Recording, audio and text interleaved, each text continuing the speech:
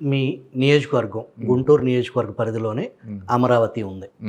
అమరావతి విధ్వంసాన్ని కళ్ళారా చూసారా? చూసాం కదా, అవి చూస్తూ ఉంటే తెలుస్తూ ఉంది. చాలా ఘోరం అది. ఇప్పుడు అన్ని సగానికి వచ్చిన బిల్డింగ్స్ తుప్పుబట్టినాయి, అన్నీ కొన్ని వేల కోట్లు ఖర్చు పెట్టారు. కంప్లీట్ చేస్తే 70% కంప్లీట్ అయిపోయినాయి, ఇంకో 30% కంప్లీట్ చేస్తే ఫుల్ అయిపోయేది. ఇప్పుడు అన్నీ ఆ ఫౌండేషన్స్ అన్నీ తుప్పుపట్టిపోయినాయి. అవి మళ్ళీ స్టార్ట్ చేయాలంటే ఫ్రెష్గా చేయాలి. రోడ్లన్నింటిలో పిచ్చి మొక్కలు మెలిసినాయి, ఆ రోడ్లన్నీ పనికి రాకుండా అయిపోయినాయి, మళ్ళీ రీడూ చేయాలి అవి. ఇట్లా ఒకటి కాదు, అవి ఒకసారి అది చాలామందికి ఏంటంటే యాక్చువల్గా చూడరు కాబట్టి వాళ్ళకి తెలియదు.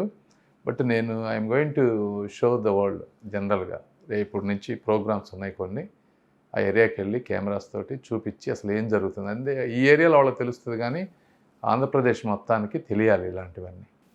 వచ్చే ఎన్నికల్లో మీరు విజయం సాధిస్తే మీరు పేరుకి గుంటూరు ఎంపీగా ఉంటారని, మీరు capital MP, Amaravati MP, Amaravati ఎంపీగా మీకు అవకాశం వస్తే పర్టికులర్గా ఆ క్యాపిటల్ విషయంలో రైతుల పట్ల కానీ అట్లా ఏమన్నా వాళ్ళకి సంబంధించిన ఈ ముందుకు తీసుకెళ్లేదానికి మీ ఆ ప్రణాళిక ఏమైనా ఉందా? ఏమైనా ఫస్ట్ సెంట్రల్ గవర్నమెంట్ తోటి కోఆర్డినేట్ చేయాల్సిందే కదా, ఇది మెజారిటీ. బాబు గారికి ఇది ఆయన జీవిత ఆశయం, ఇది పోలవరం కానీ క్యాపిటల్ కానీ.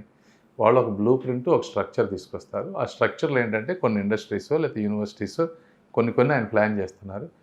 వాటన్నిటిని ఏదైనా ఇంటర్నేషనల్ కంపెనీ, చాలా వర్క్ ఉంటుంది. ఒక యూనివర్సిటీని కానీ ఒక కంపెనీని కానీ తీసుకురావాలంటే ఒట్టిగా వచ్చి ఎవరు పెట్టరు. ఎస్పెషల్లీ లాస్ట్ 5 yearsలో జరిగిన డిస్ట్రక్షన్ చూశాక ఇట్ ఈస్ వెరీ డిఫికల్ట్. ఒక బిల్డింగ్ కట్టాలన్నా కూడా వాళ్ళందరికీ ఏదో బ్రిడ్జ్ లాగా ఉండి ప్రాపర్గా కమ్యూనికేట్ చేసి ఒక అష్యూరెన్సెస్ ఇచ్చి అవన్నీ తీసుకొచ్చే విధానం కానీ, లేకపోతే సెంట్రల్ గవర్నమెంట్లో ఉన్నటువంటి డిఫరెంట్ డిపార్ట్మెంట్స్ తోటి మాట్లాడటం కానీ, ఫాస్ట్గా క్లియరెన్సెస్. అంటే ఇప్పుడు సపోజ్ మా శంకర విలాస్ బ్రిడ్జ్ ఉంది, అది స్టేట్ గవర్నమెంట్ కొంత కాంపోనెంట్, సెంట్రల్ గవర్నమెంట్ కొంత కాంపోనెంట్ ఇస్తే అది అవుతుంది అంటున్నారు.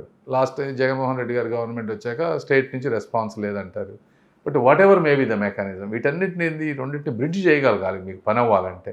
సో ఆ 70 ఇక్కడ లోకల్ అన్ని ఫినిష్ చేసి ఫాస్ట్గా డిపిఆర్లు పంపించి సెంట్రల్ గవర్నమెంట్తో కూర్చొని అక్కడ ఆ డిపార్ట్మెంట్స్తో కూర్చొని వర్క్ చేయాలి కదా. చేయాలంటే దీనికి మ్యాసివ్ ఎఫర్ట్ ఉంటుంది. వీటన్నిటిలో అట్లా బ్రిడ్జెస్ కానీ రోడ్స్ కానీ ఏది కావాలన్నా ఆ కోఆర్డినేషన్ డ్రైవ్ తోటి ఫాస్ట్గా చేసే దాంట్లోనే నా ఎఫర్ట్ ఉంటుంది.